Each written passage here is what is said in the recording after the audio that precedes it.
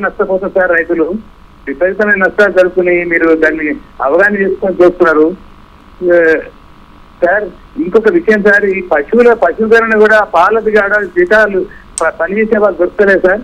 దానికి కూడా మెకనైజేషన్ కొత్తగా వచ్చినాయి, ట్రాక్టర్లకు అమర్చుకొని నడిపించేది. కొంచెం వాటి మీద కూడా కొంచెం అవగాహన పెంచుకోవాలి సార్.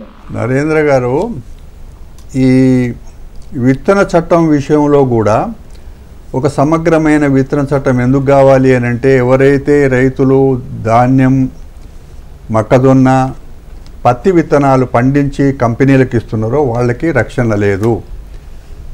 రెండవది, కల్తీ విత్తనాలు విపరీతంగా బజార్లో అమ్ముడుపోతున్నాయి. ఈ రెండింటిని కూడా ముఖ్యమంత్రి గారు కల్తీ విత్తనాలు అరికెట్టడంలో చాలా సీరియస్గా ఉన్నారు. అందుకే ఒక విత్తన చట్టం సమగ్రమైన తీసుకురావాలి. అందులో రైతు సంక్షేమం, రైతే ముఖ్యం ఇక్కడ విత్తనం. అందుకే సునీల్ గారు మంచి చట్టాలు తయారు చేయడంలో నిష్ణాతులు కాబట్టి ఇందులో కూడా ధరణి కమిటీ తీసేసి ఏ విధంగానైతే భూభారతి వచ్చిందో, ఇప్పుడు విత్తన చట్టంలో కూడా మార్పులు చేర్పులు చేయడానికి సునీల్ గారు అందులో ప్రముఖమైన సభ్యుడిగా ఉన్నాడు. తొందరలోనే చట్టం వస్తుంది.